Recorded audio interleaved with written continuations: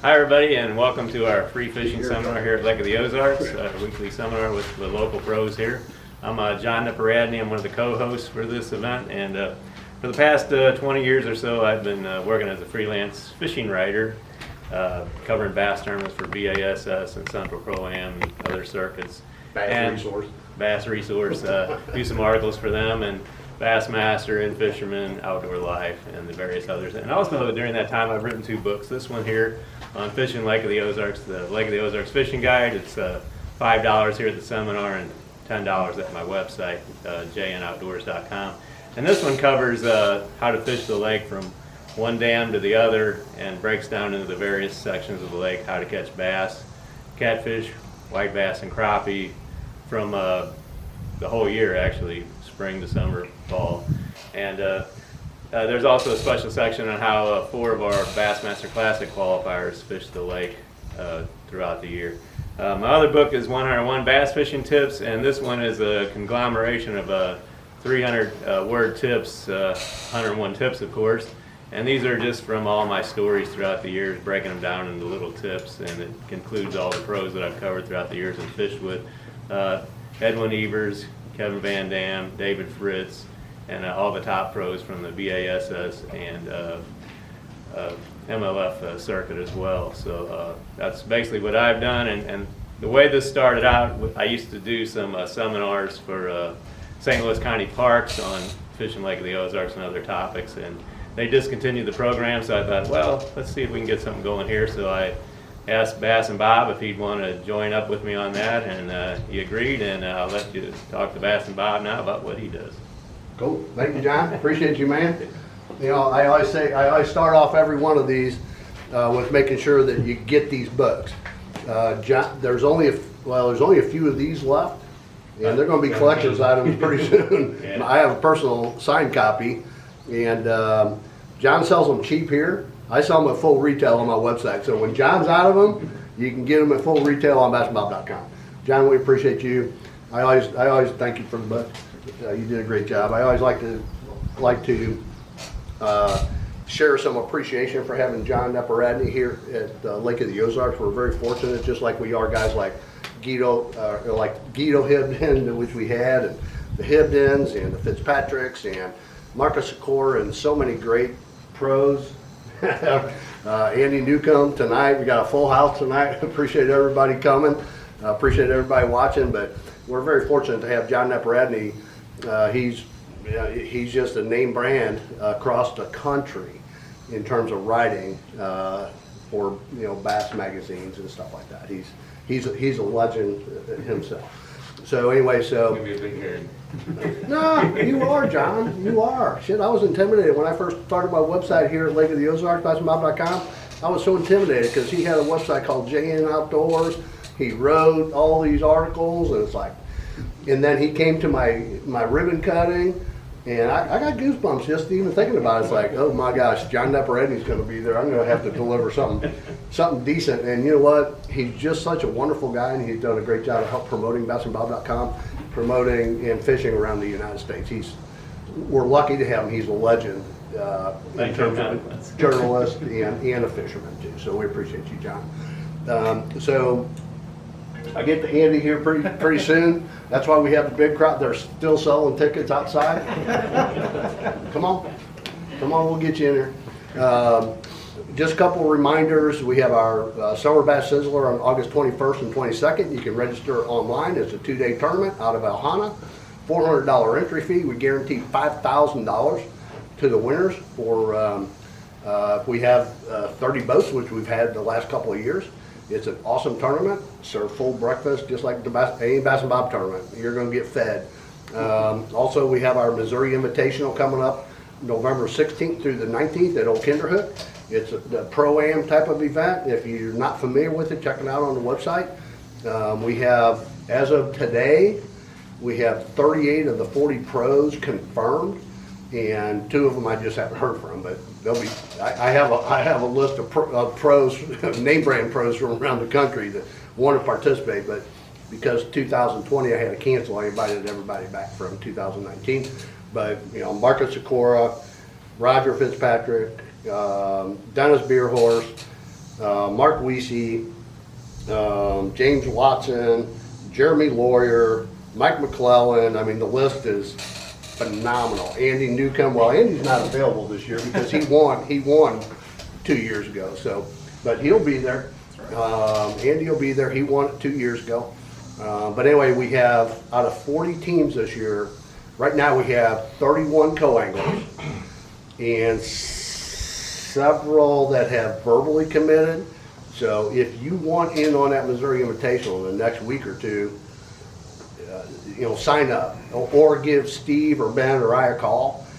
Sign up, pay online, or just let us know you're committed to be there, and we'll take care of making sure we get your payment. But we will get your payment because we pay $25,000 to the winner, right? That's right.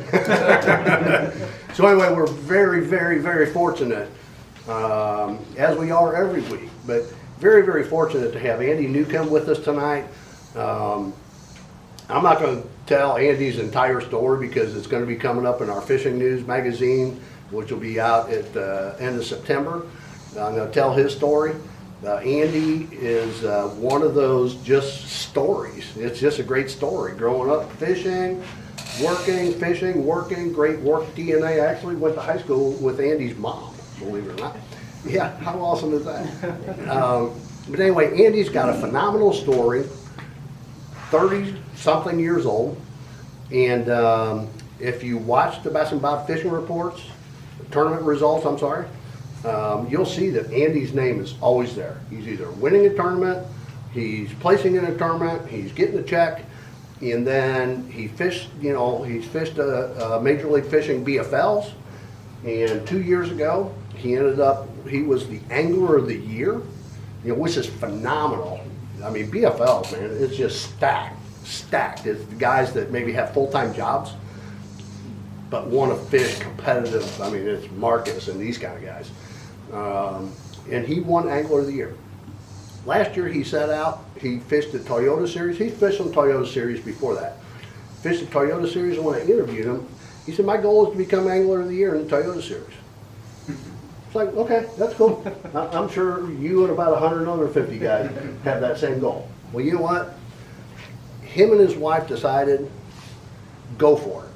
Quit his regular job and put all the chips on the table. Give credit to the wife. I'm sure she was nervous as hell. And it's like, put all the chips on the table and let's go for it. Well, you know what? Andy won Angler of the Year in the Toyota Series. And we're not now just talking about, the regional pros. We're talking about national pros. So, Andy, congratulations on that. He won the Missouri Invitational in 2019. We didn't have one in 2020. Andy's just an awesome fisherman. He's a great story. Andy, in this tonight, I'd like to just have you talk a little bit about, start off with, we can talk about what's going on at Lake of the Ozarks in terms of fishing right now. Okay. And then I will ask you a ton of questions about what has made you so successful. And congratulations on your success as well, Andy. Thank you. Really appreciate you. Thank you. Well, that was a heck of an introduction, and I appreciate it. It's all true. I appreciate everybody coming out. I hope you got a lot of questions for me. I don't know how much I got to say otherwise. Don't worry. But yeah, Bob asked me to come out and talk to you guys, and I'm happy to do it. And I love talking fishing, so we'll jump right into it. So it's August, which, I mean, is usually about the worst month out of the year on this lake, if we're just being honest. This year, they've still been running some current, so it's not been so bad. There's still been a lot of fish out on the points and relating to current. And anytime they're doing that, they're there because they're eating. So it's a lot more fun because you can catch them. That's slowly going away, and not all those fish are going to leave. They might just pull into a brush pile that somebody's put out there, or they'll still relate to that structure even, just not necessarily setting up exactly where you want them related to the current. They might wander around a little bit more, but that you can still catch them. It just gets a little tougher. I haven't been out as much as I'd like to lately, but when I have, the fish are still biting. Depending on what you want to do, you can catch them. You can still catch them out there deep, or you can even start fishing pretty shallow. And I've caught some really nice fish lately in 2 foot of water. I mean, they're there. The lake started to develop a thermocline for a while there when we didn't have any rain, and when they started pulling current, that kind of went away. And but I expect that to, especially if it stays hot like this, like they're saying, I expect that to set back up if we don't get the rain and we get the hot temperatures. And when they do that, a lot of those fish will either suspend or they go dirt shallow, like very, very shallow. So if you've been catching them out on points and that starts to go away when they stop pulling water, and don't be afraid to go to the bank and cover some water. And a lot of times that's where the great things are. You know, a lot of 3 and 4 pounders out deeper, but you might catch a 5 or 6 pound bluegill eater up there real shallow. So baits this time of year, you know, if you're out deeper, I still been catching them on a swim bait. So there's a lot of brands out there that are great. This is a Biospawn Exo Swim. It's a 4.75, and that's just the best swim bait head I've found. It's an Apex swim bait head, and it's got that little lock-in deal, so your swim bait can't pull down. But what's the weight on that?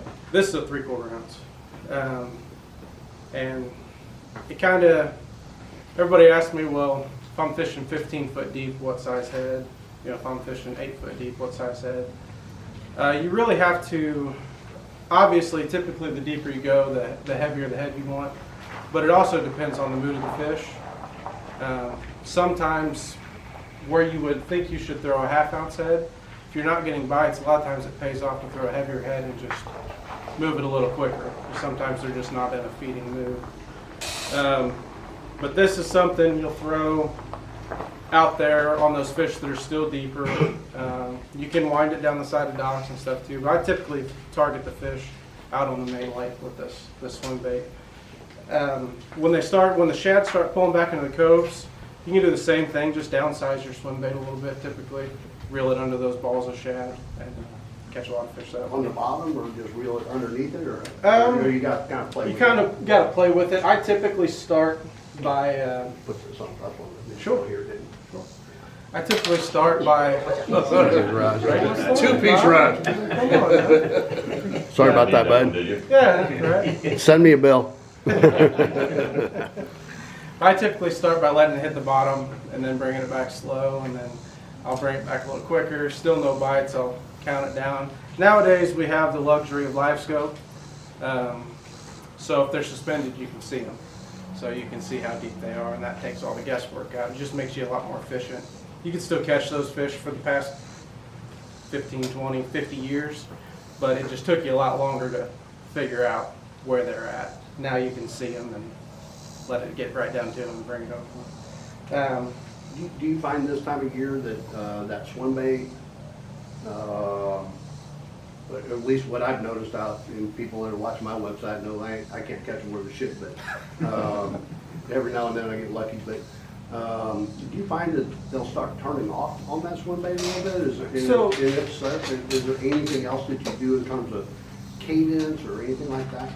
Typically if they're, a lot of times, typically with a swim bait bite, especially early June, late May, they really bite it.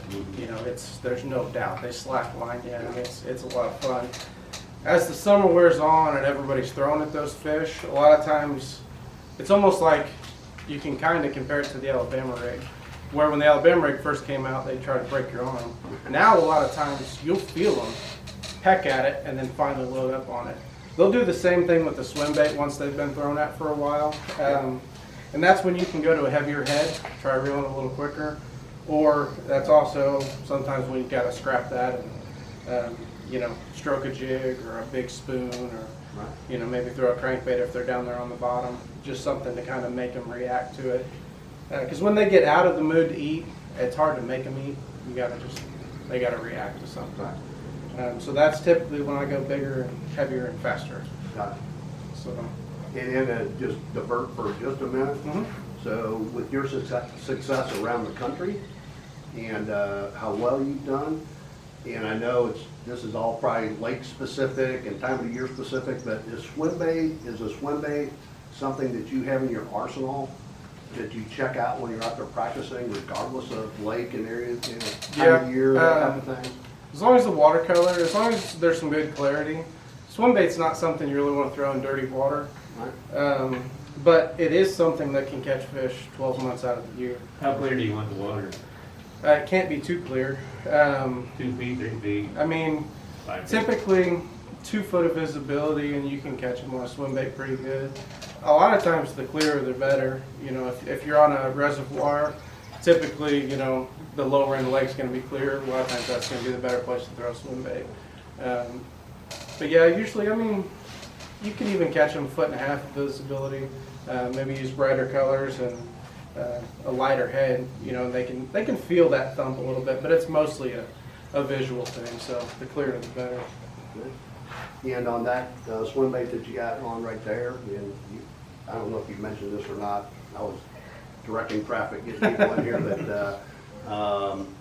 but what is your setup in terms of size of rod, which I almost broke on you, your reel, and your line size and rod size?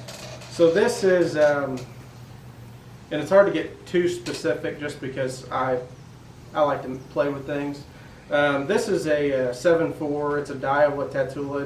It's a big topwater swim bait rod, and I pretty much always throw it on this rod.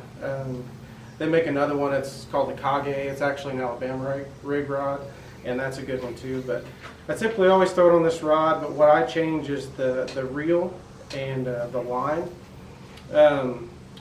So I change the line size depending on how big the bass are in the lake that I'm fishing a lot of times.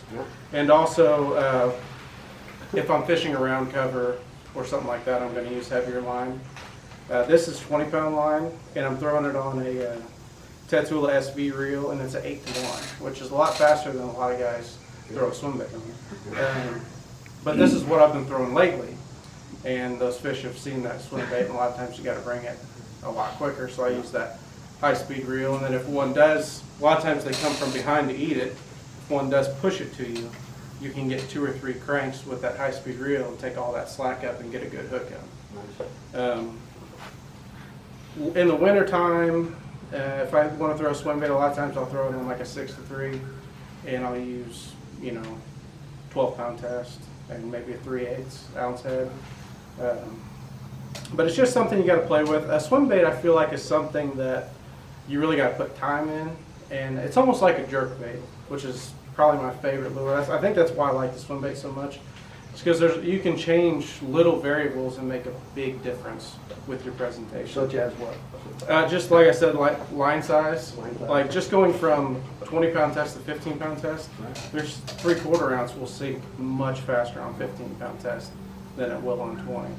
And just like I said, changing the speed of the reel, anything like that. Using the same head and throwing a bait that's an inch shorter, it's going to sink a lot faster. So just little stuff like that you can play with. And You like to make any modifications with lure? I know some of the pros like to clip the tail a little bit more to make it thinner or stuff like that. I don't really, with this Biospawn, it's got a really good roll, just the way it is, just out of the package, pull it out and fish it.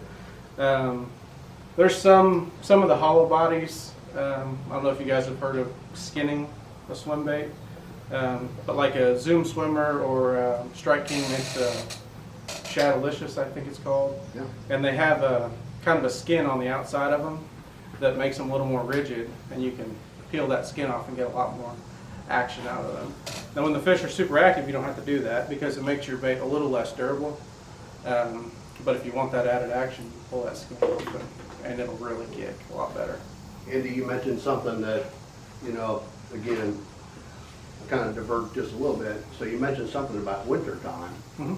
And I know you're an expert jerk bait fisherman, you're an expert at finesse jigs, you're an expert at Alabama rig, but in the wintertime you'll also throw a single swim bait. Absolutely.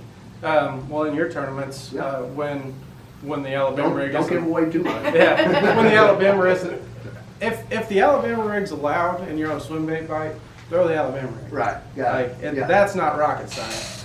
But if it's not allowed and you've been on an Alabama rig bite, a lot of times you can't catch them as well, but you can still catch those fish on a single swim bait. That's awesome. So Great insight. it's a painfully slow way to fish. Are you on the bottom? Typically Or over covered cover. the top of the structure? Yeah. But it's effective. I mean, it's effective. I'd rather throw a jerkbait, Yeah. but that's still a good way to catch a big one. That's awesome. And it's something that not as many guys do. You know, everybody throws a rogue or a mega Right. bass or something at them, and a lot of times they don't see that swim bait from September on. And then you show them one in January, and they forgot it wasn't real. Yeah, that's good stuff, Andy. That's really good You stuff. want a lighter head then, to have it Oh, yeah. then? Yeah, go slow- typically. slowly fall. You know, depending on the lake you're on, you know, some of the lakes you go to, you can catch bass much deeper than I typically catch them here, you know, 35, 40 foot. And even in the wintertime, that water's gonna be, you know, upper 50s down there. So, you know, you can still throw a heavier head. How about Lake of the Ozarks? And Lake of the Ozarks, you know, in the wintertime, most of the fish are shallow, within 15 foot, for the most part, from what I've seen. Not all of them, but most of them.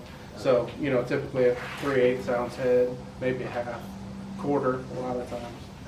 But just kind of downscale your line and sometimes downscale your rod too. I'll go to a little bit lighter action rod a lot of times. You ever go to the spinner head on those? I know they sell. You know, I don't, like an underspin. Yeah, an underspin. I don't, I've not really ever gotten on that real good. You know, maybe white bass or something, Yeah. but for largemouth, I've never seen it to where it made a big enough difference for me to really pursue it. So, Good stuff. but, you know, for those fish that are out there, like I said, that swim bait's a good choice. When they do start kind of,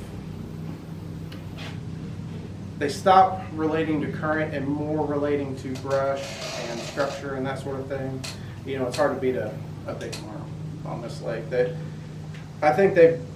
I read a long time ago, they did a study on the shapes, profiles of plastics, and a bass's memory. And they said that a worm, a soft plastic worm, a bass will, it's like they can't remember that isn't real.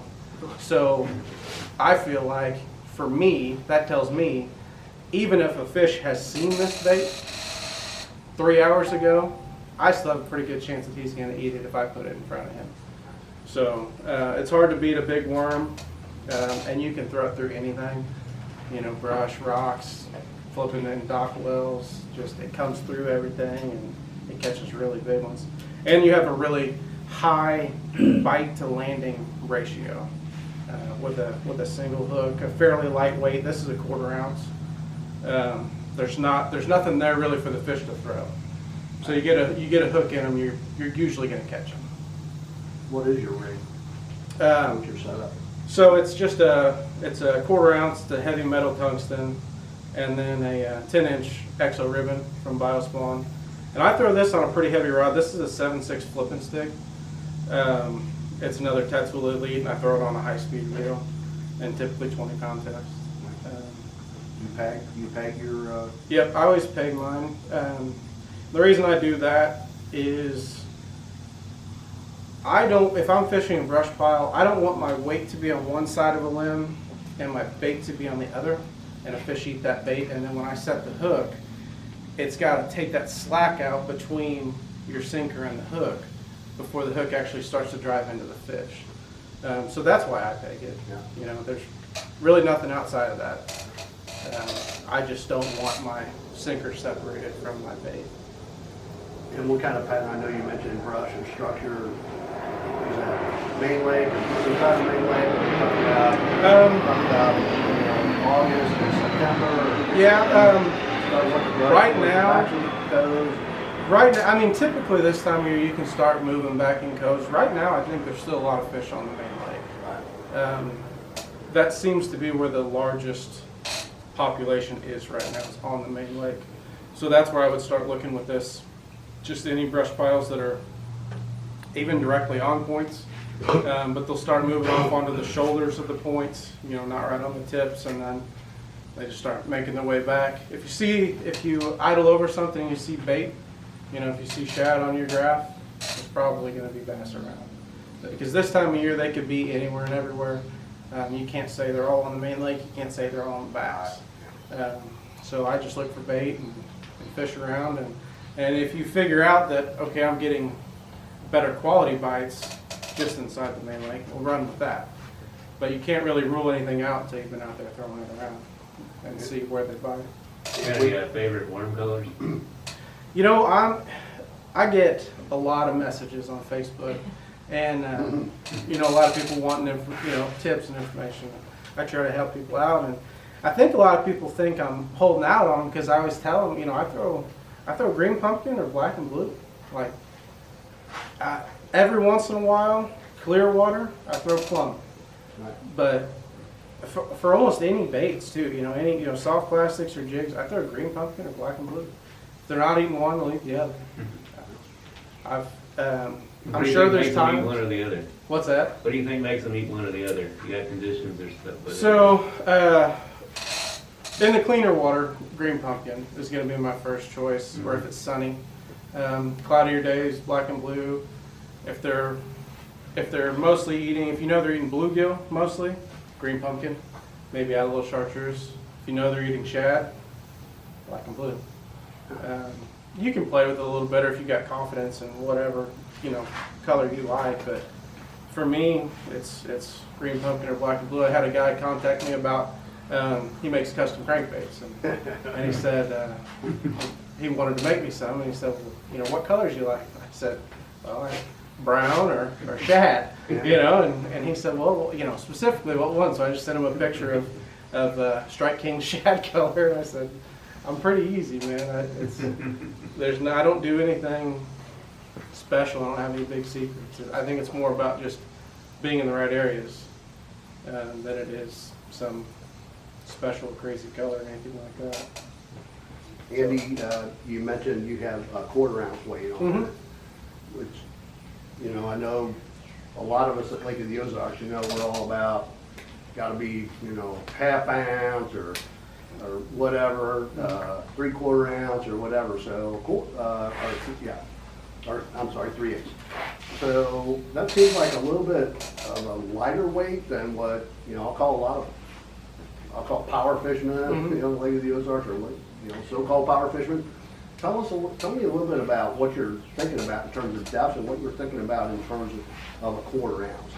How deep will you fish that? I'll fish a 1/4 ounce all the way out to 30 foot. The 1/4 ounce is mostly for brush piles.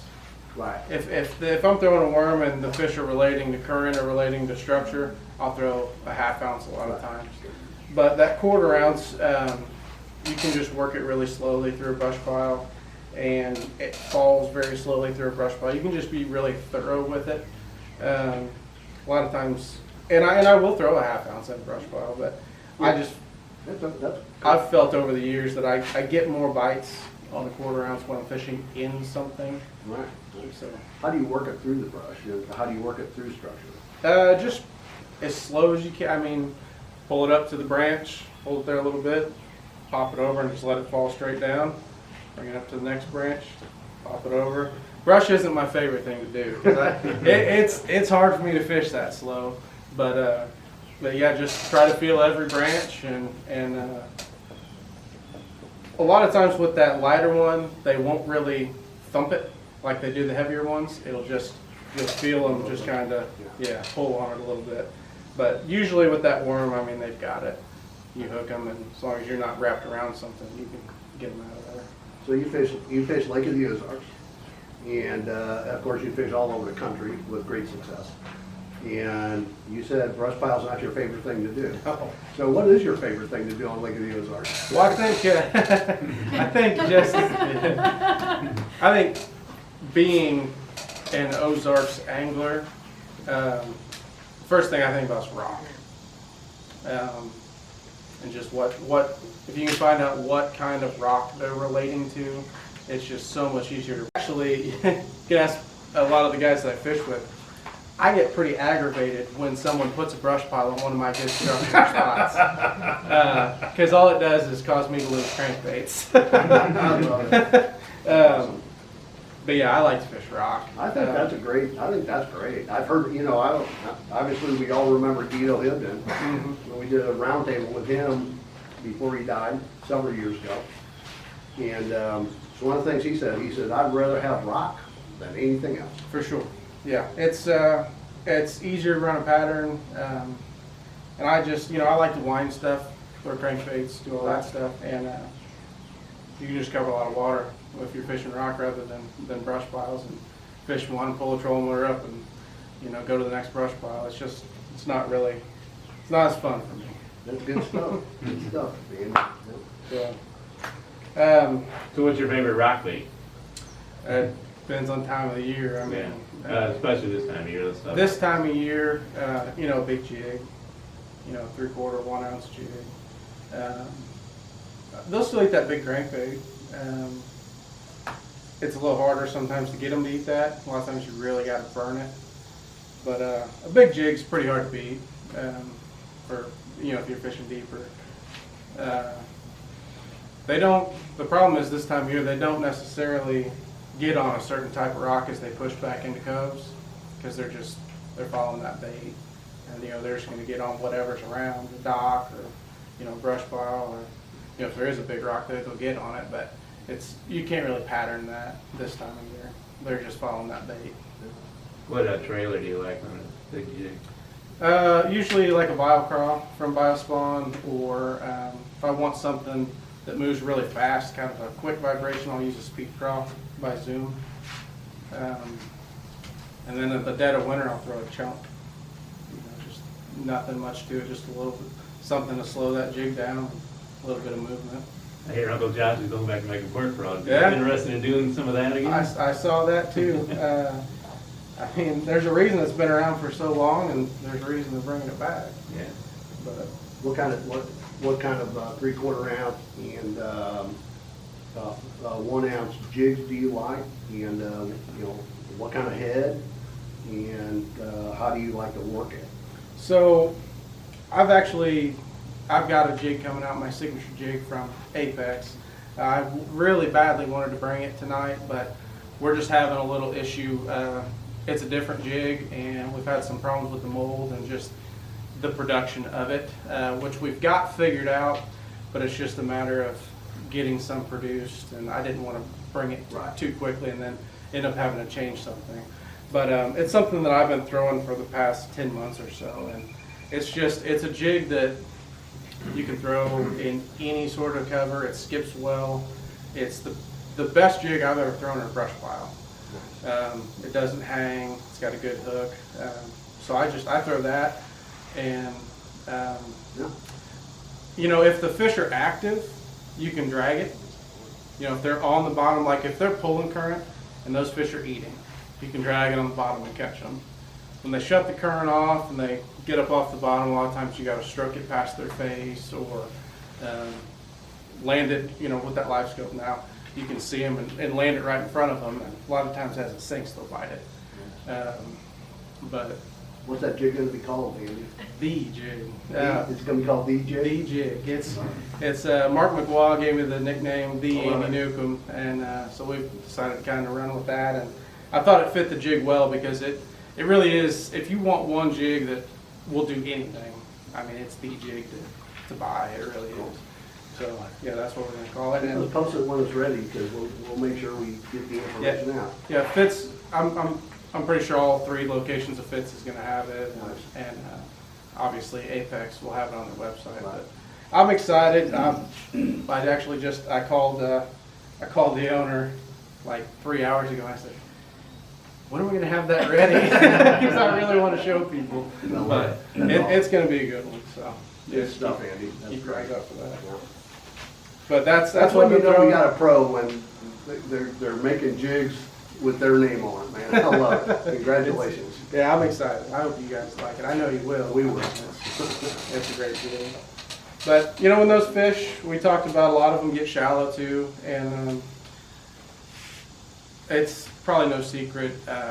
You know, I like to skip a jig in the fall, and the half ounce, that same jig, just in a half ounce, the same 2 colors, and a BioCraw trailer. I mean, that's. So we didn't talk about colors of jig, so green pumpkin and black and blue? Yep. Okay. Yeah. And if We I, talked about that with worms. Do you contrast the colors of the trailer and the jig, or do you go the same color? I mean, a lot of times on the green pumpkin, I'll throw a green pumpkin trailer, and then if I know for sure they're eating bluegill, I'll put a little chartreuse on it. If I'm 100, you know, if there's a bluegill spawn going on or something, and I'm 100% sure that's what those big ones are keying on, I'll put some chartreuse on it. Is it a black jig with a blue trailer, or a black and blue jig with a black and blue trailer? It's a mostly black jig with a little bit of blue, and just a green pumpkin and blue trailer or something like that. It's not all black trailer, but you know, a little bit of contrast, but it's pretty dark. But you know, when they start pushing back, it's really hard to beat that, because you can do anything with it. You can fish on the bottom, you can swim it, you can skip it.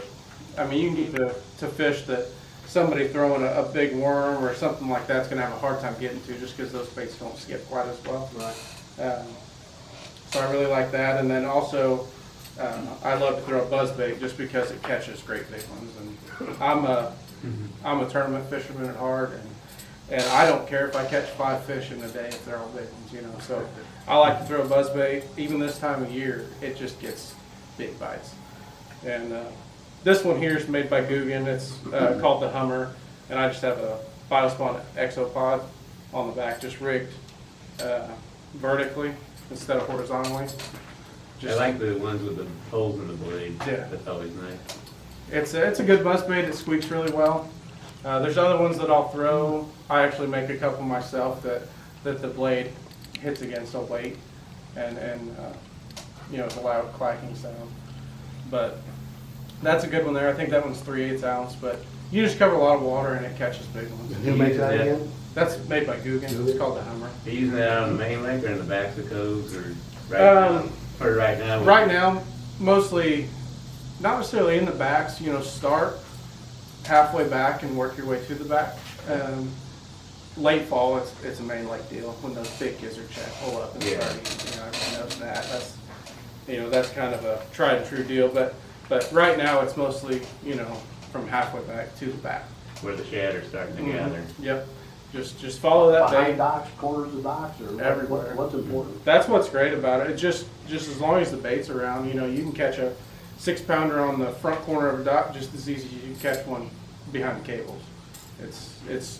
And that's why this is great, is just because you can cover so much water. They're not always in a predictable spot, so with this you can fish all of it quickly. Is that an early morning bite or all day, or what can you It's do this time? I mean, early in the morning's typically the best, just because right now, because it's so hot, and I do feel like fish in the afternoons, late mornings, afternoons, they'll get a little sluggish and not want to eat something.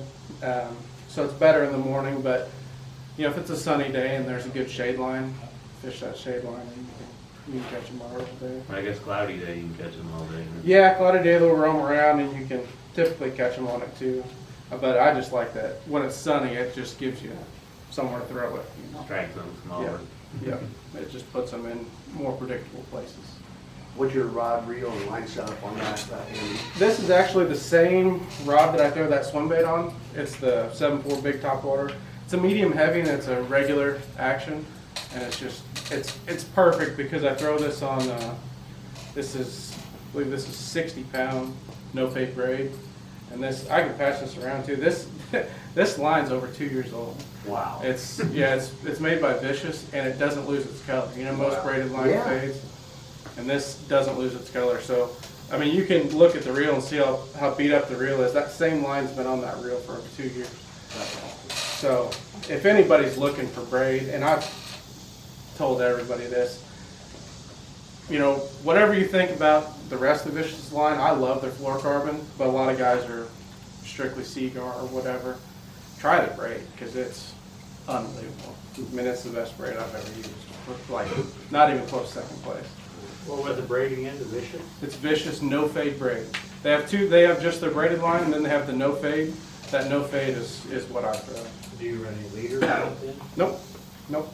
Do they have different colors in the no fade, or is it just one color? So I think they just, maybe just at ICAST, but they just came out with yellow. I'm not sure if they have it all the way up to 60-pound test, but like for crappie guys and stuff, I think they have it in 10.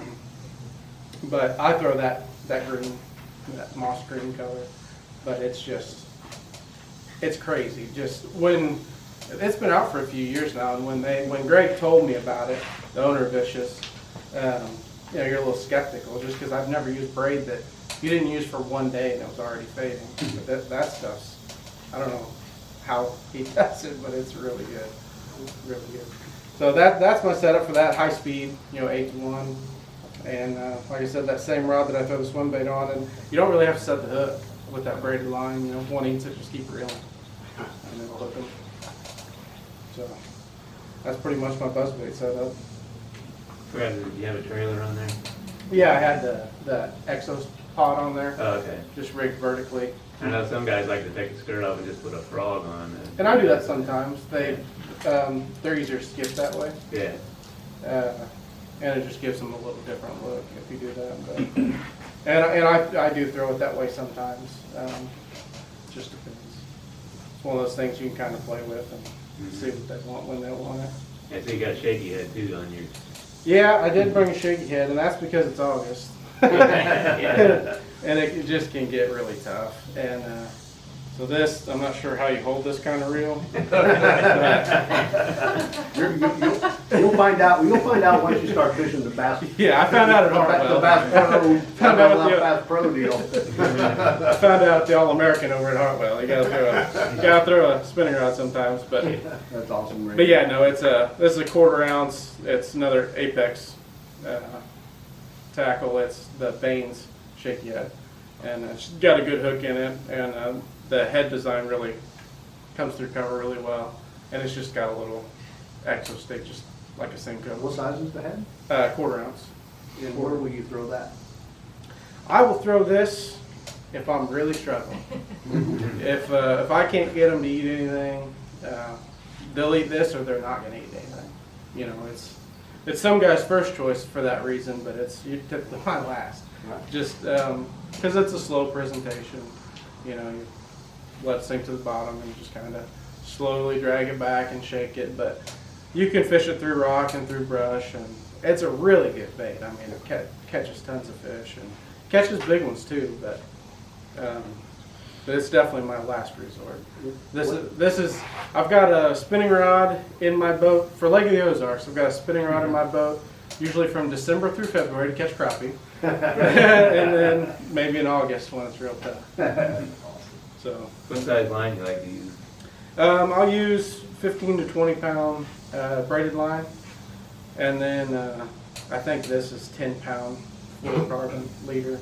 And I usually make How long is your leader usually? I usually make it about 2.5 to 3 times the length of my rod. Oh, okay. That's typically how I do it. And just tie either a Alberto knot or a uni knot. And this is a 7-foot medium. It's a Daiwa Tatula XT and the Legalis 2500. This is actually the XD. So this is like a high-speed spinning reel. So most spinning reels are like 5.3 to 1. And this is, I think, 6.4 to 1 or 6.3 to 1. So you can just take up more line. And that's, I mean, pretty simple. And I think this whole combo is probably under 120 bucks. I mean, fairly reasonably priced. So, but that's probably the rod that gets the least work out of my lineup. But it's also the one that's saved me and made me some money when I wasn't gonna before. When you shake it, you shake it on a slack line, kind of, or? I fish it just like I will a big heavy shaky head or a Texas rig, and just kind of slowly drag it till I hit something, and just kind of shake it a little bit. And, it's kind of dummy proof. You can fish it just about any way you want to, and they're probably gonna bite it. So it's a good one, you know, if you got, you know, if you're getting a kid into it or something. A Ned rig's a great way to catch them, but a Ned rig hangs up a lot. This is like fishing a Texas rig. You know, you bury that hook back in the worm, and they can just drag it around, and they're probably going to catch some fish. So, it's just a good bait. Andy, this time of year, and as we move into August and then September, are there certain areas of Lake of the Ozarks that you like to fish versus another area? There is. I like to go up the river because there's less big boats. I hear that, yeah. The fishing's not any better typically. There's very seldom a time of year on this lake outside of like a crazy heavy rainfall or something like that. I feel like there's seldom a time where one in the lake is significantly better than another end. This lake is really, really good. It's not like that everywhere we go, Right. but this lake, I really feel like you can catch them for all 90 miles, plus the tributaries. It just comes down to if you know a section, you know, stick with that. But I do like to fish, you know, above the hurricane deck bridge this time of year just because it's a little easier to navigate, a little easier to run around. You're not getting swamped by big boats. But if you're wanting to fish offshore, that's probably not the place to be just because the water clarity is not as good. Andy, this time of year, do you start off deep and then maybe go shallow, or start off shallow and then kind of come out deep, or is there some rhythm or pattern or something that you kind of think about when you're out there? For me, I just kind of watch what the generation schedule's been, Right. and that sort of thing. I always, being a tournament angler, I always want to find a wad of them. So, you know, I'll look deep. You know, if I'm practicing, a lot of times, even if I fish shallow in a tournament, I didn't even practice shallow. I'm looking for something out off the bank that I'm going to be able to catch a limit off of. So that's kind of where I start, and then, you know, I always feel like you can go shallow and kind of get a feel for it pretty quickly, Right. if they're there or not. So it's harder to find them out deep, so I spend more time looking out there. Andy, with your success that you had winning Angler of the Year in the VFL and then Angler of the Year in the Toyota Series, which is phenomenal, do you prefer reservoir? I mean, you're fishing all kinds of different kinds of water. Fortunately, Lake of the Ozarks provides you, you know, some river areas, some reservoir stuff, you know, dam areas, stuff like that. But some of your lakes are just flat out river type stuff. Some of them are flat out reservoir type stuff like Lake of the Ozarks. What do you prefer? You know, I would prefer if every tournament was on Lake of the Ozarks. Yeah. But, you know, I just really enjoy going to these other places and doing something different, kind of challenging yourself. It's a little nerve-wracking when you're fishing for your livelihood, and you got to go to a place like Dardanelle where you don't know if you're going to hit a log or end up on a sandbar running down the place. But it's kind of neat to go to these other places because the fish, I always thought, you know, bass is bass. You know, it's going to do the same thing here as it does there. That's not true. It's really not. I've come to find that out. That they act a lot different depending on their habitat and where you're at in the country. So it's fun to go try to put it together and figure it out. My preference is probably fishing shallow. You know, it's hard to, fishing deep's a lot of fun, you know, cast after cast, catching them, but it's really hard for me to compete with setting the hook in 2 foot and seeing a big old 6-pound head just wallowing on the surface. I mean, it's just hard to compare with that. So I like to fish shallow, but it's fun to do it all. I like the challenge. Andy, what, now you're gonna be fishing the Major League Fishing, it's not called the Bass Pro Tour. Big five. It's the Tackle Warehouse Pro Circuit. Tackle Warehouse Pro Circuit this year. Congratulations on making that. Thank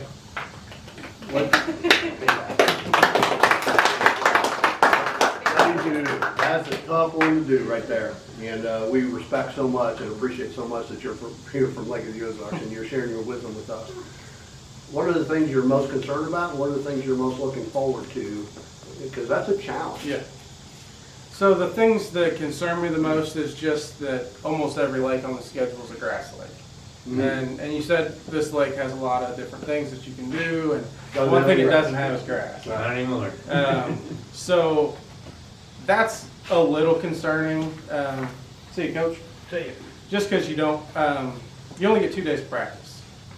So, that's a very short time to really break down typically a very large body of water, Right. especially doing something that you're not familiar with. So that concerns me a little bit, but I believe in myself that I'll be able to, figure something out and compete. I'm most excited just to go to these places I haven't been and have a chance at really big money every time I fish a tournament. That's exciting to me. When I started doing this 5 years ago or whatever, you had to fish, if you fish the BFLs, you had to fish all these little tournaments, with a chance at, if you had good contingencies, $8,000 to $10,000 maybe, to get a chance to fish a regional for a boat, Right. to get a chance to fish the All-American for $100,000. Whereas next year on the pro circuit, every time I go out there, I'm going to be fishing for $135,000. And so that is probably the most exciting for me, just to have a chance to really, you win one of them and, it really makes your year. So I'm gonna change just for a minute. So your wife is here tonight. So what's that transition look like from, I had a job, I had steady income, I made some money fishing, and I think I want to go for it. What do you think? I'm asking your wife right now. That's why I'm taking a drink. Come on up if you want. No? Okay. I'll just rephrase, if you want, you don't have to. So what went into that decision process, and how nerve-wracking was that for you? I mean, it's still nerve-wracking, Still but nerve-wracking. he's got it, whatever that is, Yeah. and he's done amazingly. So I feel like I can't really, Right. I can't have a problem with it. Right. He needs to see this through, and he Right. needs to, we have to. So Yeah. it's nerve-wracking, but there wasn't really a question about it, so. That's cool. If you didn't hear that, what she said is, she said, he just had to go for it. He's got it. He's got to see it through. Nerve-wracking, but not nerve-wracking because he's achieved, and even has another level to achieve. And he sets his goals. You'll read it in the article about him in the Fishing News magazine. He sets his goals, and he's achieved his goals, and that's really spectacular. So. But I can't even imagine what that would be like, 30-something. Let's take away the steady income, and not just take away the steady income, but let's invest in registration fees and travel. So you don't start off with any revenue. You start off with In the hole. investment. But luckily, and I'll say that January 1, we hadn't decided that I wasn't going to work a full-time job. Luckily, January 1 last year, of this year. of this year. Yeah, of 2021. Luckily, the first tournament of the year was the Toyota Series, and I placed second and got a good chunk of change. And then the next week, I won that BFL and got another really good chunk of change. And then Well, how about that Missouri Invitational? the Missouri Invitational, obviously. Yeah. Of course, you had to split that money. Yeah, but at that point, I had already made more than what I'd make in a year, Yeah. and so then at that point we were kind of throwing it around. We had talked about it, and then I won the Toyota Series at Grand, which was a huge payday. Right. And that was when I was like, well, we're gonna Go for it. go for it, and I'm gonna go spend 12 days at Lake Dardanelle and make the pro circuit. That's a great story. You'll read about that story in the Fishing News magazine. It's a great story about what he did to achieve and accomplish at Lake Dardanelle. Andy, I've seen a lot of pros come and go over the years, some very successful, some washed out. A lot of it depends on sponsorship, how you doing there. So I feel like so far so good. I've always, luckily for me, even first starting, just with the small sponsorships and product sponsorships and that sort of thing, I always tried to conduct myself in the right way. and form relationships within the fishing business. And so I think that has helped me so far. But it's harder and harder these days to get the sponsorships that you need to really make it. So I've talked to some friends that do this, and I talked to my buddy Jeremy, lawyer, and he kind of told me how he did his first year looking for sponsorships, and I feel like I'm a little ahead of that right now. So I feel good about it. It's a job. And you're willing to do the boat shows and all this? Right, absolutely. I mean, I like talking about fishing. I like Sure. talking to people, so it's that part of it is fine. It's just, I tell people, I have a lot of friends that say, well, I wish I could fish every day and all this. I say, yeah. There's a lot more to it I than say, that. yeah, I went from working 50 hours a week to working 80 hours a week. It's great. A lot of people don't see that part of it, like Right. I've seen them practicing from dawn to dusk. And on your Every- phone and doing emails the whole time in between. And fishing in all kinds of weather. Mhm. They don't see that part. No, and that's fine. Yeah. That's okay. I get that, and I don't expect people to understand. And all the that travel, haven't and all done the it. travel too. I mean, Yeah. you hook up to your boat, and you're Yeah. driving for a day and a half. 20 hours or whatever. Yeah. So I mean, it's a job. It's really a job, but if you love it, I mean, it makes it less of a job, So, but just back to your sponsorship thing, it's going well. We're not there yet. We're not all the way there yet, but I'm still getting some feelers out there and talking to people. And one way or another, I mean, we're doing it. We're going to be okay, but Yeah. it's a challenge for sure. It's an like I said, it's an investment before you make any money. Yeah. It's tough, man. It's all let for me the open faint it. of heart. Yeah. Let me open it up to questions. Andy, here, one of the best young anglers in the United States, right here at Lake of the Ozarks. You ever snap a rod reeling one in? I have broken a couple rods swinging a fish into the boat, but it was always my fault.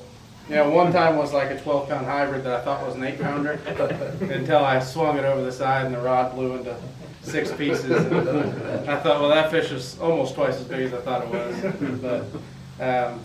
But really, I haven't had the problems that you see a lot of people have.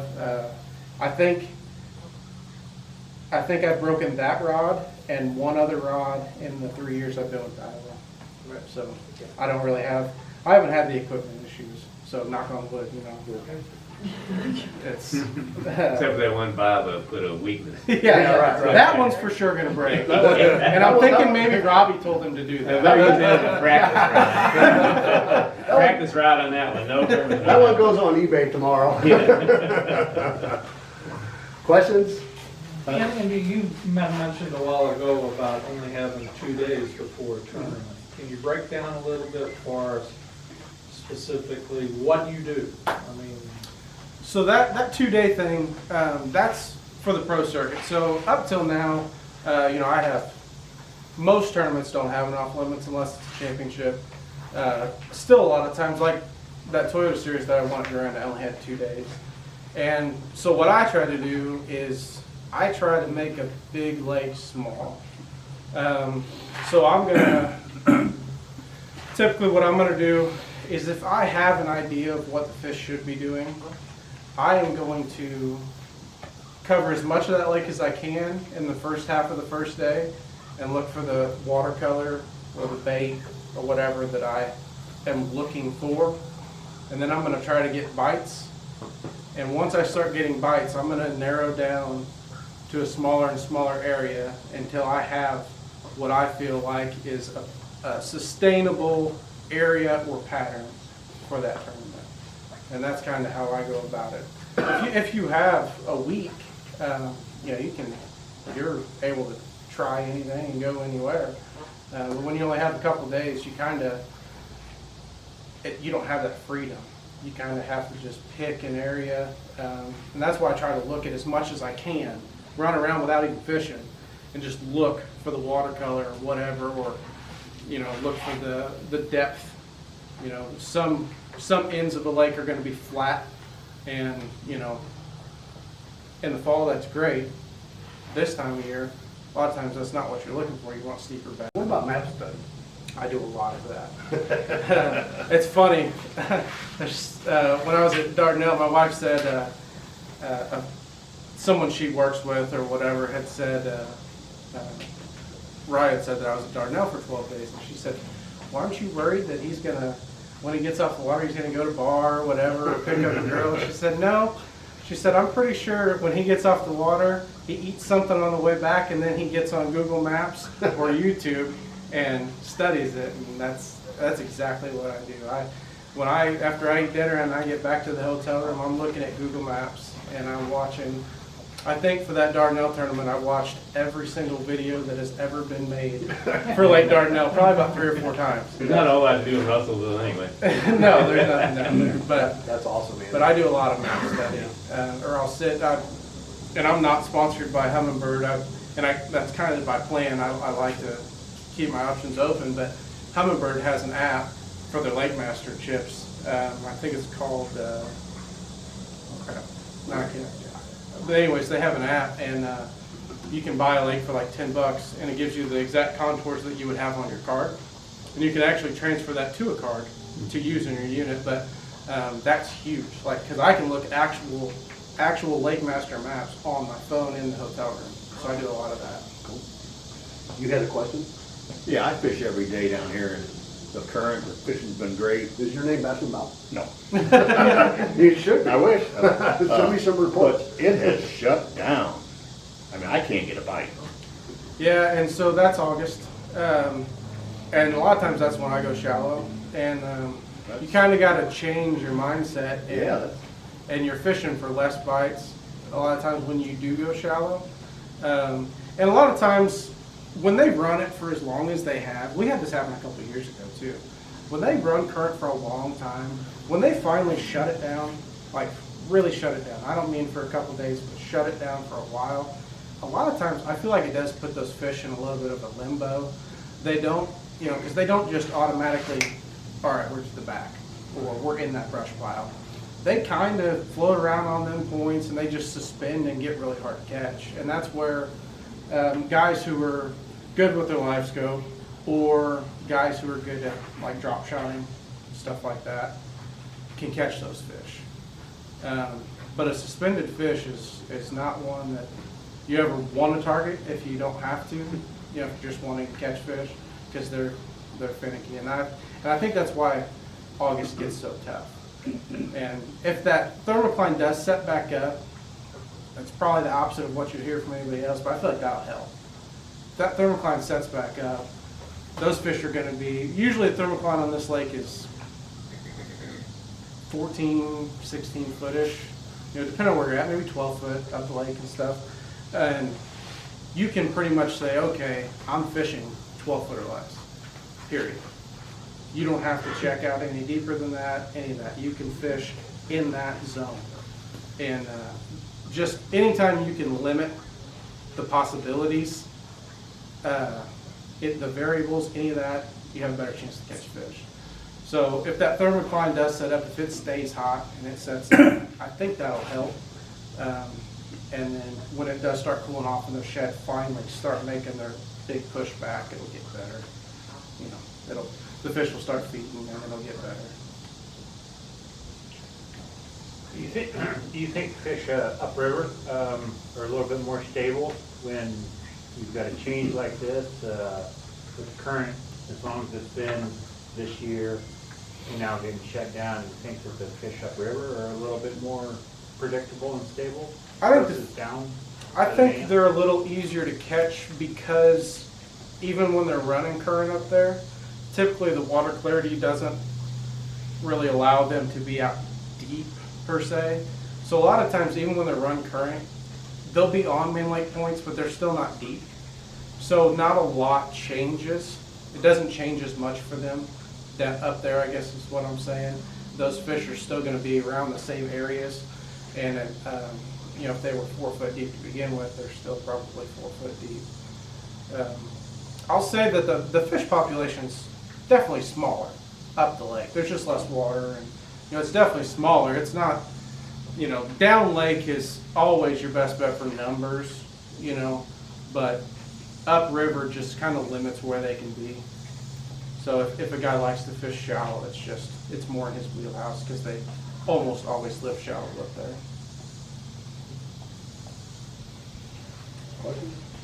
Andy, tell us just a little bit about, like, what kind of boat do you run, and why? And how do you like your boat? And what kind of sponsors? You mentioned Humminbird. I know they're not a sponsor yet. I'm sure they will be. They should be. What kind of boat do you run, and who are some of your sponsors that you would encourage all of us to support? Okay. So I run a Phoenix from Angler Sport Marine, which is a Bassing Bob sponsor, I believe. Yeah. Just great people, friendly. They don't pressure you like some places do. So great people to deal with if you are in the market. The reason I switched to Phoenix, everybody probably knows I was a Bass Cat guy before, and I didn't switch because I didn't like Bass Cat, because that'd be a lie. They make great boats. They really take the time and put the detail into them. The reason I switched was the Phoenix has a really good rough water ride, and when they partnered with Major League Fishing and started offering that incentive, that was another big reason to switch. And since I've switched, I've really fallen in love with this boat. It's a tank. I run a 919, which would surprise a lot of people, because it's not, a 921, it's not a 21 footer or anything. But, I run a hydraulic jack plate, and you can lower it down, and you can just plow through anything. I mean, it's a tank. So it's a good boat. As far as sponsor goes, I have really good sponsors. I mean, they're really good people. The companies I work with, I don't go into any partnership lightheartedly. I've refused a lot of sponsorships with companies that I didn't necessarily agree with their beliefs or how they handle themselves. So I've been with Daiwa for a few years now, and everybody knows, for the most part, Daiwa and Shimano are about the only ones out there who still make their own stuff, and it's really good equipment. And what I run, I kind of see myself as like the average guy. You have no idea. So I'm the average guy, dude. You ain't even close to average. I run middle of the road stuff. I'm not throwing a Steez or anything like that. I throw the stuff that most guys who do this can afford. And being with Daiwa, that stuff is still really, really good stuff. I trust it when I'm fishing for $100,000. So that was a huge thing for me, just getting on with them, just because they make great stuff, and I don't ever have to worry about anything. The Catch Company, which is Guggen Baits, Biospawn, all that. Just Ross Gordon, and I don't know if he's going to watch this, but just super nice guy. He was actually the first guy that gave me a chance. So appreciate them. Vicious Line, AFCO, these shorts I'm wearing. They're the best fishing shorts I've worn, but I'd wear them to church. I mean, they're great. None of us here go to church. But they I'm just kidding. great cold water gear, and Justin McClellan is the pro team manager over there, and just good dude, and just like another just a normal guy. So Apex, they're my buddy Tom Lloyd and Chad Deaver own that, and Tom's been with me pretty much since the beginning, and he's one of my best friends now. So run with them, and obviously they're giving me my own jig, so that's really cool and really exciting. I've got some new companies coming on that we've almost finalized but haven't yet. So once I'll make a post about them and talk about them once that's all done. But just every company that's ever supported me is it's been appreciated for sure. If they're watching, I really appreciate it. That's awesome. That's awesome, Andy. Any final questions for Andy? We've kept him over time. We appreciate it. I was gonna ask him if Dival made him a putter for the Missouri Invitational, right? Yeah, you never know. Never know. I could use them if I So have you been golfing at all? Yes. I have been golfing. I'm happy to say that I shoot consistently in the low to mid 90s now. Hey, it's one competitive dude. How much did you golf before the Missouri Invitational? Never a little bit. So, That's awesome. Yeah. Well- Occasionally break 90, so I'm happy with it. So for you co-anglers, Andy's already taken because he won 2 years ago. We didn't have one last year. So congratulations. And Andy, just thank you so much for your time and wisdom tonight.